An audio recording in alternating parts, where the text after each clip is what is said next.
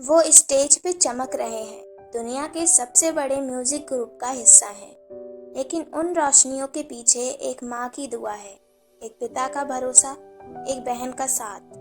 आज हम बात करेंगे उन लोगों की जो हमेशा पर्दे के पीछे रहे, बीटीएस के परिवार। सबसे पहले बात करते हैं बीटीएस के लीडर यानी आरएम की। Intelligent, thoughtful. आरएम सिर्फ एक लीडर नहीं, एक फैमिली का बेटा और एक बहन का भाई भी है।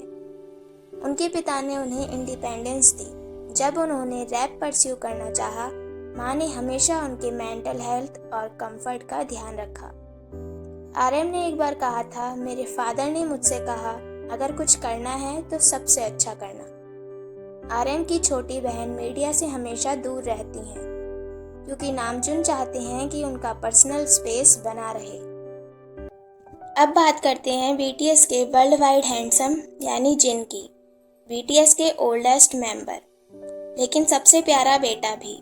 जिनके पिता एक सीईओ हैं। डिसिप्लिन और सेल्फ रिस्पेक्ट उनके घर की वैल्यूज थी। जिनके बड़े भाई के साथ उनका रिश्ता स्ट्रांग है। दोनों ने मिलकर एक रेस्टोरेंट चेन में काम किया है। जिनके फादर ने उन्हें कभी फोर्स नहीं किया। उन्होंने खुद एक्टिंग से सिंगिंग का रास्ता चुना है। जब जिन मिलिट्री ज्वाइन करने जा रहे थे, उन्होंने कहा, मैं छोटा सा बेटा हूँ, पर देश के लिए ड्यूटी सबसे पहले है। और उनकी माँ, उनकी मुस्कान, जिनकी एनर्जी है। अब बात करते हैं मिन यूंगी, जिन्हें हम सुगा कहते हैं। एक समय था जब उनके पेरेंट्स को लगता था म्यूजिक सिर्फ टाइम वेस्ट है, लेकिन उन्होंने कभी सुगा का हाथ नहीं छोड़ा। सुगा ने एक इंटरव्यू में कहा, मेरे पिता को लगा मैं कुछ नहीं कर पाऊंगा, लेकिन अब वो मुझ पे प्राउड फील करते हैं। सुगा के बड़े भाई उनका इमोशनल सपोर्ट बने। और जब सुगा ने अपने पेरेंट्स के लिए घर खरीदा, तो उनके आंसुओं में सारी कहानी छुपी थी। जे होप, बीटीएस के सनशाइन, लेकिन उनकी रोशनी का असल सोर्स उनकी माँ है। जब हॉबी ने डांस सीखना चाहा, माँ ने अपने सारे पैसे उनके लिए खर्च कर दिए। इसलिए जो होप ने एक गाना बनाया, मामा, जो हर माँ के लिए एक गिफ्ट है। उनकी सिस्टर एक इन्फ्लुएंसर हैं। हॉबी के लिए घर का मतलब है अनकंडीशनल सपोर्ट। जिमिन, बीटीएस के एंजल। उनके पिता एक सपोर्टिव, इनकरेजिंग और इमोशनल फादर हैं। जब जिमिन छोटे थे, उनके पिता ने उन्हें बुसान से सियोल शिफ्ट करवाया, ताकि उनके डांस का सपना पूरा हो। एक बार स्टेज पर जिमिन ने कहा, मेरे पापा मेरे सुपरमैन हैं।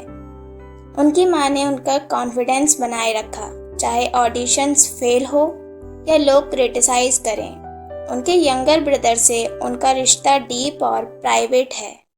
तेहयुंग यानी बी, जिसे दुनिया एक आर्टिस्ट के रूप में जानती है, लेकिन जिसने बचपन में अपने दादी के हाथों प्यार देखा है। वी की दादी ने उन्हें पाला। जब तक वो जिंदा थीं, तेयंग उनके सबसे करीब थे। जब दादी की डेथ हुई, वी कॉन्सर्ट के बीच रो दिए। उनका रिश्ता उनके फादर से भी इमोशनल है। उनके फादर ने हमेशा उन्हें इंडिविजुअलिटी दी है। वी के सिबलिंग्स, भाई और बहन, पब्लिक से दूर हैं, लेकिन वी उनके साथ कभी कभी फनी पोस्ट शेयर करते हैं।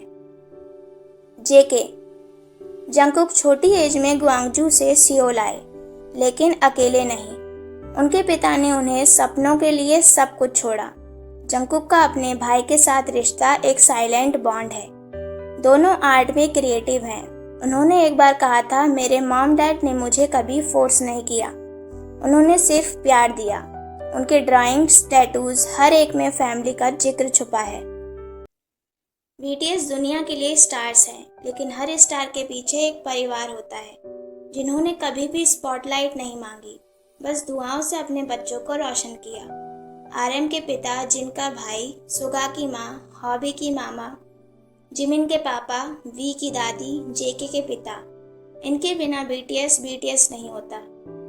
ये कहानी उन परिवारों की है जिन्हें दुनिया ने नहीं देखा, पर जिनसे बीटीएस बना। अगर आपको भी लगा कि इस रिश्तों में कुछ अपना सा था, तो इस वीडियो को एक प्यारा सा लाइक जरूर दीजिए। शायद आपके फ्रेंड्स भी बीटीएस के पीछे के असली हीरोज को जानना चाहते हो, तो इसे शेयर करना मत भूलना।